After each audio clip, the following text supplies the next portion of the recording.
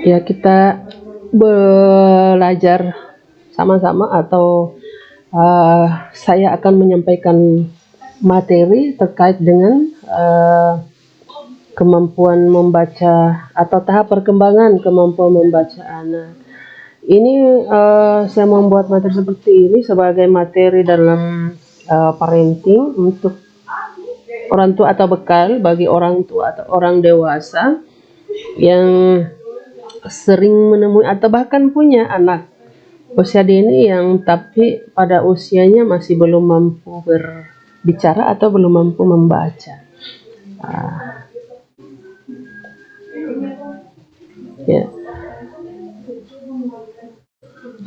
Ini kita awali dengan 6 tahap perkembangan membaca untuk anak usia dini ya. Ya, jadi di sini saya sudah menyiapkan materi, bisa dipelajari atau bahkan bisa dipahami dari sejak dini bagaimana tahap perkembangan membacanya untuk anak usia dini. Anak usia dini di sini yang dimasukkan adalah anak yang mulai masuk usia 6 bulan ke atas ya. Jadi usia 6 bulan ke atas itu kan anak-anak bersangkutan itu sudah mampu mengeluarkan vokal atau bahasanya sendiri seperti a, e, o. Itu sudah biasa lepas atau keluar dari mulutnya. Kemudian kita mulai 6 bulan atau setengah tahun sampai 6 tahun ya. Jadi pada masa ini anak masih berpura-pura membaca. Yang dikatakan berpura-pura membaca itu adalah anak membaca sesuai dengan apa atau gambar yang mereka lihat. Misalnya dia melihat gambar ayam, maka dia akan membacanya itu ayam. Ya, jadi dia melihat gambar kue, dia akan membacanya itu kue. Ini kue. Dia melihat gambar donat, dia akan membacanya donat. Jadi apa yang ada di depan matanya, di depannya mereka itu dia membacanya seperti itu. Jadi anak pada usia ini dia membaca seolah-olah membaca dengan apa yang ada di gambar. Jadi kita sebagai orang tua ya harus banyak membacakan buku-buku cerita ya. Jadi jangan memberikan buku cerita yang padat atau yang susah dicerna anak-anak. Ada pertanyaan yang pernah masuk, bagaimana jika pada usia katakanlah usia 4 tahun ya, yang banyak di TK, 4 tahun, 5 tahun, anak diberikan tugas atau beban atau PR dari sekolahnya untuk membaca komik. Ya. Anak bisa saja diberikan tugas membaca komik, kan banyak gambarnya ya kan. Jadi buku komik itu adalah buku cerita dalam gambar. Jadi dari gambar anak itu bisa membaca. Misalnya di gambar tersebut ada ayah, ada ibu, ada adik, ada kakak, ada nenek. Dia akan membacanya, ini ayah, ini ibu, ini kakek, ini kakak, ini adik.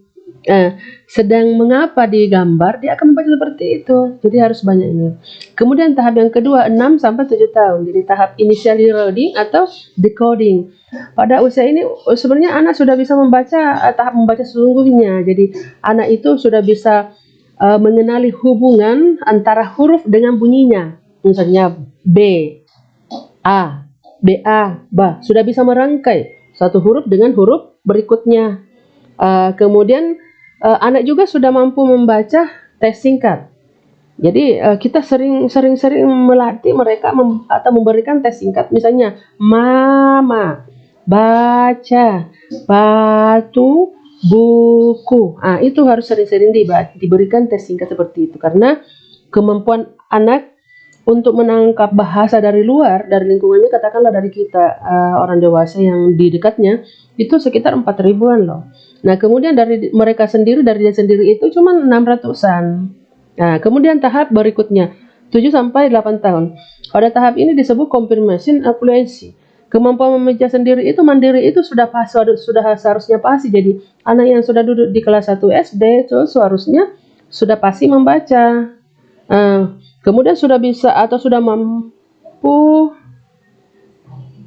dia sudah mampu memahami konteks cerita lebih mendalam, ya. Sudah bisa mengaitkan apa yang dibacanya dengan apa yang dialami. Ini di usia ini 7 sampai 8 tahun. Kemudian usia 9 sampai 14 tahun ini sudah duduk di SMP. Jadi reading for learning, the new. Mereka membaca itu untuk mendapatkan ide-ide baru. Jadi ide baru, anak sudah bisa membangun apa yang menjadi tujuan mereka membaca, apa yang menjadi tujuan. Kemudian mereka membaca ini dengan tujuan apa?